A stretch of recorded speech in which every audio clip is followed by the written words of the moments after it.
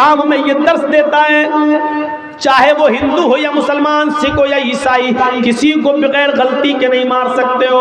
अगर आपने किसी एक को मार दिया तो एक को नहीं बल्कि पूरी दुनिया की इंसानियत का मर्डर किया है। इंसानियत सीखना हो तो आओ, इंसानियत का एक वाक़या मैं तुम्हें बताऊं कि ऐसी इंसानियत दुनिया की किसी मजहब के अंदर नहीं मिलेगी।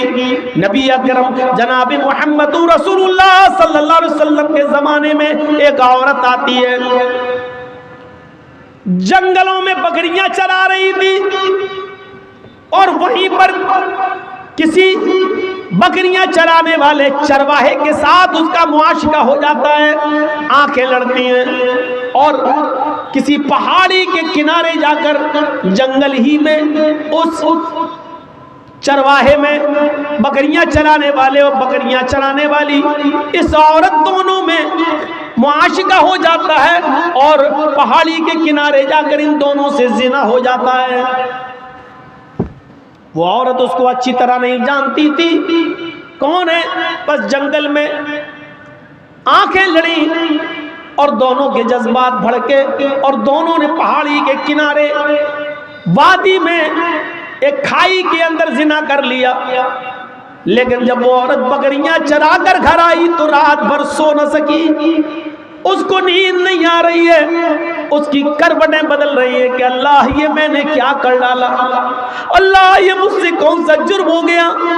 कुछ दिन तक बोली नहीं, सोचती रही कि मैं क्या करूं, मैं क्या करूं, मैं क्या करूं। लेकिन जब उसका पीरियड बंद हो गया तो वो समझ गई कि मेरे पेट में जिना की पैदावार रह गई, यानी पहाड़ी के किनारे जो मुझसे जिना हुआ था उस चरवाहे का बच्चा मेरे पेट में रह गया। जब 1 महीना 2 महीना उसको पीरियड नहीं हुआ और उसको वॉमिटिंग शुरू हुई उल्टी, तो वो समझ गई कि मैं हामिला हो गई, मेरे पेट में बच्चा है। लेकिन अल्लाह का खौफ उस औरत को खाया जा रहा था, अल्लाह का डर उस औरत को खाया जा रहा था। वो औरत शिकायत लेकर अपनी अल्लाह के नबी सल्लल्लाहु अलैहि वसल्लम के पास आ गई और आकर कहने लगी, या रसूल अल्लाह, मुझसे बहुत बड़ी गलती हो गई है। आपने पूछा क्या हुआ?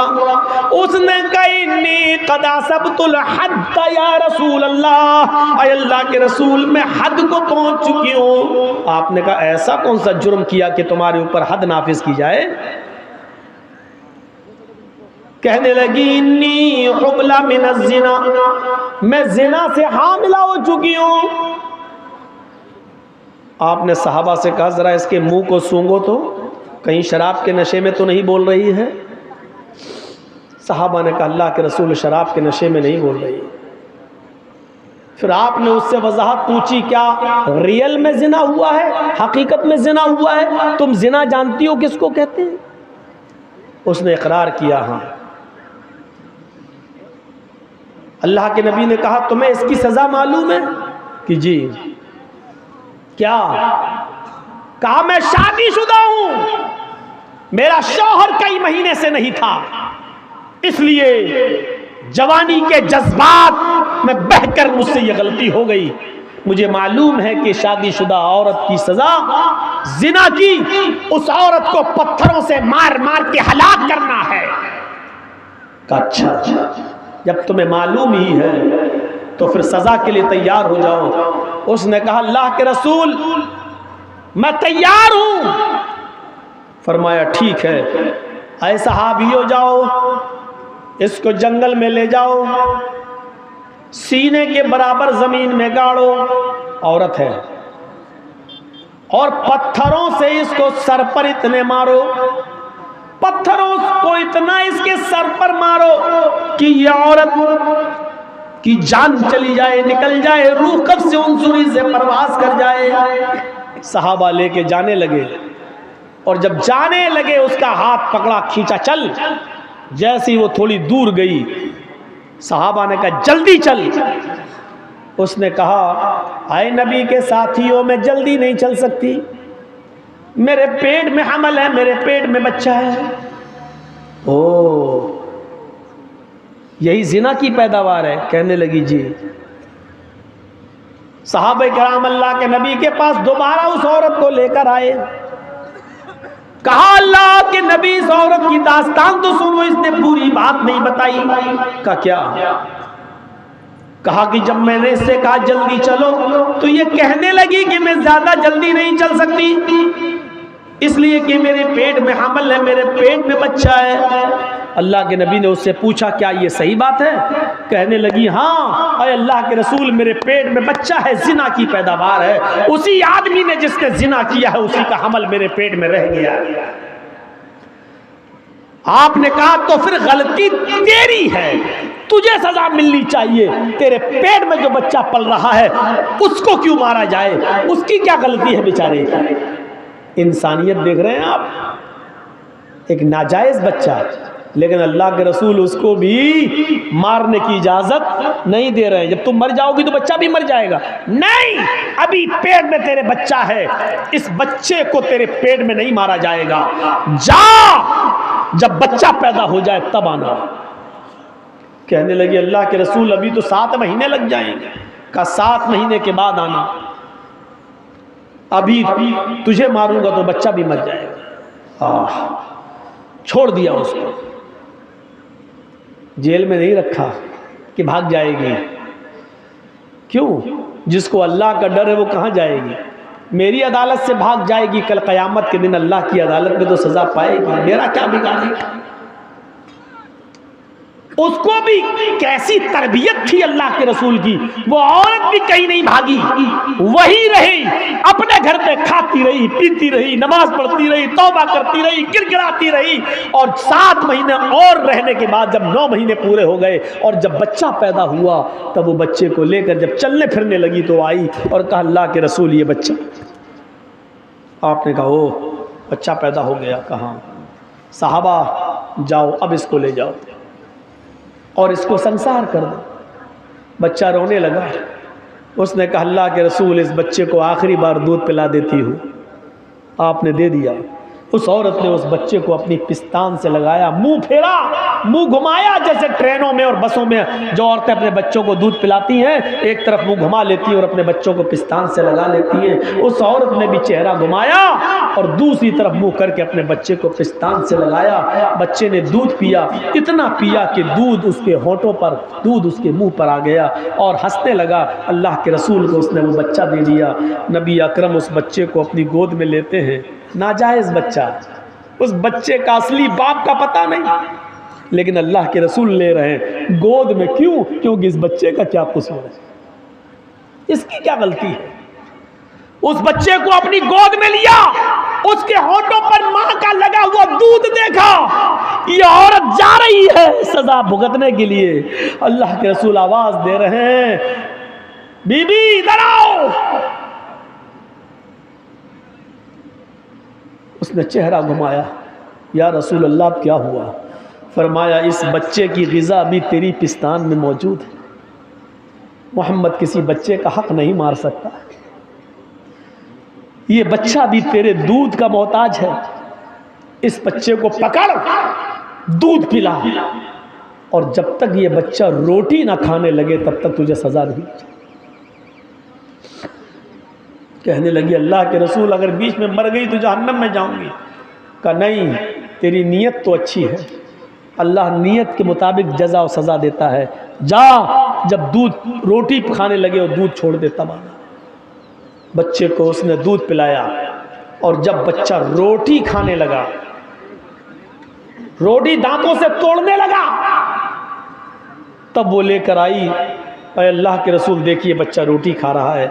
जब आपने देखा कि बच्चा अब रोटी खाने लगा है, तब उस औरत के उस बच्चे को अपनी गोद में ले लिया और एक सहाबी के हवाले कर दिया, इस बच्चे की परवरिश तुम करो, इस बच्चे को तुम पालो।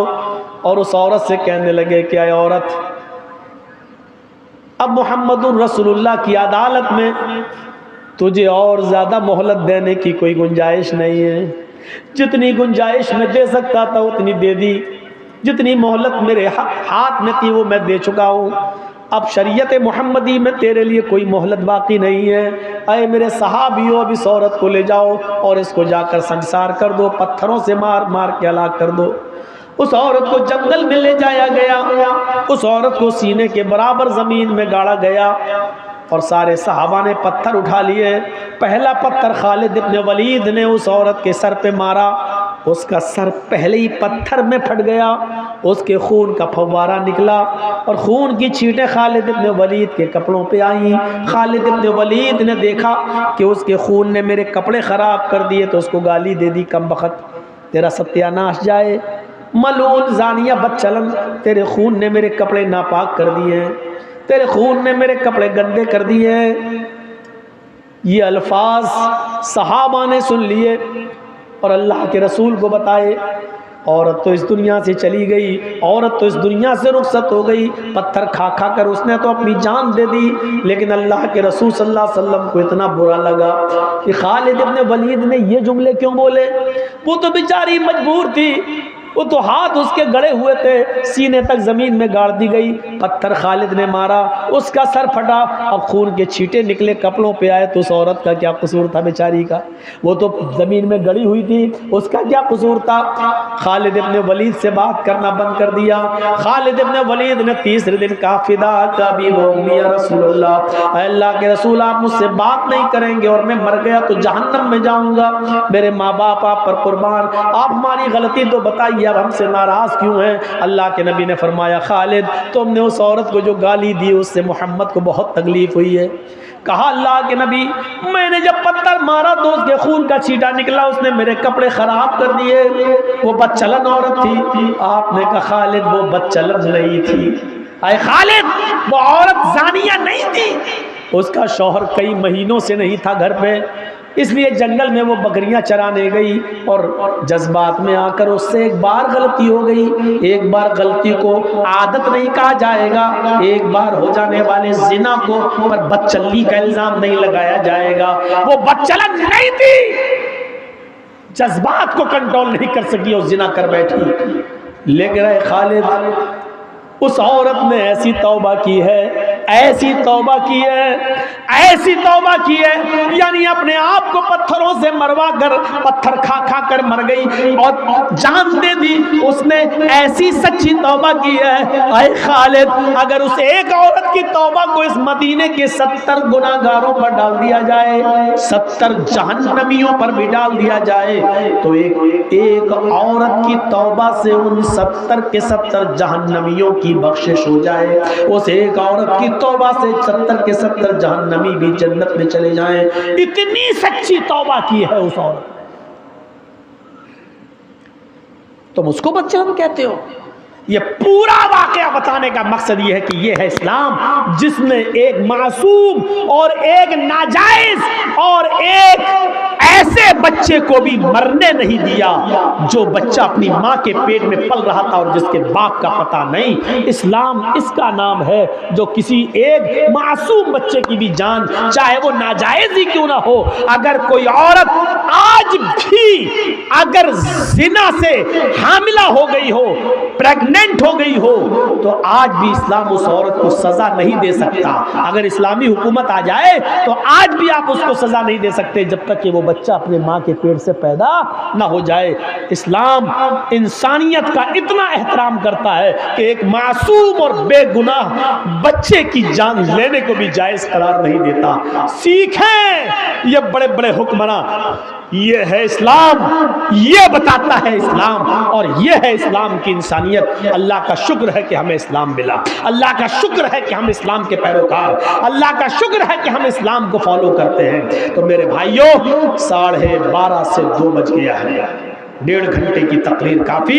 इस्लाम का पैगाम लेकर यहां से उठिए और मैसेज दीजिए और गैरों तक ये पैगाम पहुंचाइए कि इस्लाम तुम्हारा भी दीन है। ये इस्लाम कृष्ण जी और रामचंद्र जी का भी दीन है। ये इस्लाम आदम से लेकर मोहम्मद रसूलुल्लाह तक सारे नबियों का पैगाम और दीन एक ही था, लिहाजा यही दीन सबका दीन है। लिहाजा ये जब तक मैसेज हम नहीं देंगे तब तक हम इसी तरह पिटते रहेंगे और मार खाते रहेंगे और इसी तरीके पर से हमारे ऊपर पर जुल्म होता रहेगा। हम अल्लाह से दुआ करते हैं कि लाल आलमीन हमारी खताओं को माफ फरमा दे और गुनाहों को बख्श दे और हमें इस्लाम पर मुकम्मल तौर पर चलने वाला बना दे।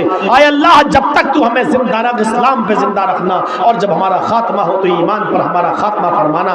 वमा अलैना इल्लल बलागुल मुबीन व आखिरु दअवाना अल्हम्दुलिल्लाहि रब्बिल आलमीन। अस्सलामु अलैकुम व रहमतुल्लाहि व बरकातुहू।